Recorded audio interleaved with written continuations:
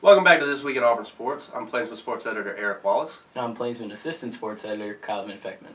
We're back on campus after a week off for fall break, and just like all the students have returned to campus, football's about to return with a big matchup against South Carolina. It's a chance for the Tigers to get back on track after a pretty, honestly, lackluster performance last week against Mississippi State. And just continuing with the theme of returning, senior defensive back Jermaine Whitehead is back this week. You can see that his back is on our game day tab just for the occasion. But Gus Malzahn didn't say whether or not he would play for certain, but judging by the amount of snaps that he played, I believe he led the team in defensive snaps played before his suspension. It really seems like he may get a chance to play some this weekend once he takes back to the field. Yeah. And that could be a huge pickup for the defense.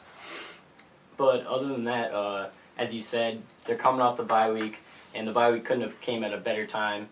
As last year, after the LSU game, they had a crucial bye week. And after that, we all know what happened after that. They went up from there.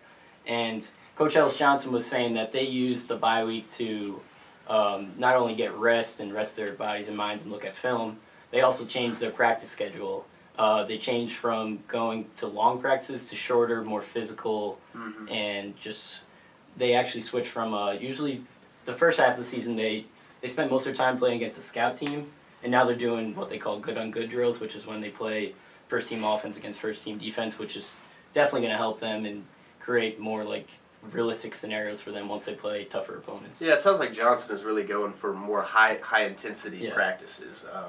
And, you know, you'd like to think that it'd be a little bit more high-intensity if it's good-on-good going against each other. Yeah. I think one of the more intriguing storylines from this game is actually Ellis Johnson, considering that he has worked under both Gus Malzahn and Steve Spurrier. He spent 3 years under Spurrier at South Carolina before his unfortunate head coaching experience at Southern Miss, where he went 0-12. Yeah. But Ellis Johnson talked a lot this week about how both of the coaches are innovators. So I wonder, you know, if he's got any kind of secrets that he can give, you know, to the coaching staff. He was even saying at the press conference like that South Carolina's his home, and someone was asking him if this affects him at all, playing against a former coach like that. But he said at this point in his career, there's not many teams that he hasn't coached. Yeah. There's someone on the other sideline who he hasn't coached with. So he's been around. I don't think that's really going to affect it. It's just going to be a little nice for him to see some of his old friends. Yeah, I definitely think so. You were mentioning some of the bye week changes. As we move into the second half of the season, it's definitely going to be important for Auburn to clean up some of the errors that were plaguing the team in the first half. One of the most important ones, in my opinion, has to be the passing of Nick Marshall, which at times has been spectacular. You know, his connection with Duke Williams has been phenomenal so far, but at the same time, his passing was not, you know, at its best against Mississippi State. We saw him overthrowing receivers. His accuracy is actually down this season, but I think South Carolina provides him a good opportunity. They have their defense is rated in the 80s, I believe. It's 87, I think.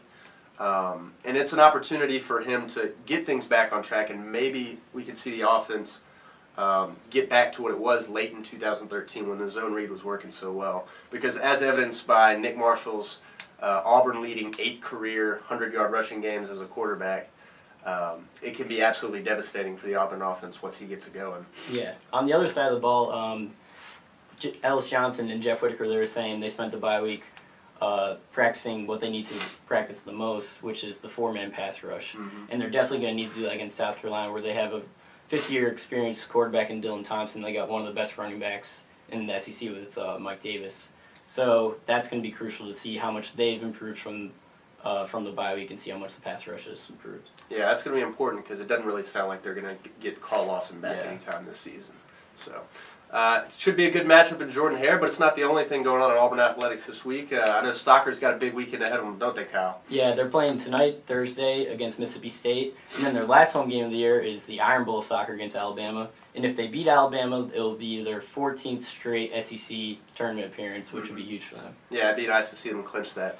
On the other end of the spectrum is Auburn volleyball right now. They're not quite competing for SEC championships, doesn't appear. They're in the midst of a 5-game losing streak.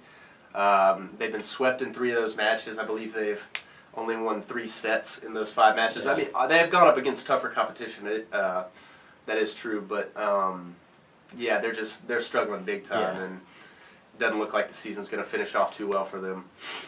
But Yeah, we're looking forward to a good weekend in Auburn sports here on the Plains. It'll be interesting to see if the Tigers can get back on the right foot. If you're around campus, make sure you pick up an Auburn Plainsman where we talk about the indictment of Speaker of the House Mike Hubbard, as well as we've closed the case on the stolen Plainsman from August. And we also have the game day tab, as Eric mentioned earlier. With Whitehead Uncovered, we have a bunch of good features on Jonathan Mincy, CJ Uzama, Nick Ruffin, and a bunch of good columns from all of our sports writers. So pick that up. Yeah, definitely make sure you pick up a Plainsman. Hopefully I won't be sick next week for this week in Auburn sports. So until then, we'll see you. I wish.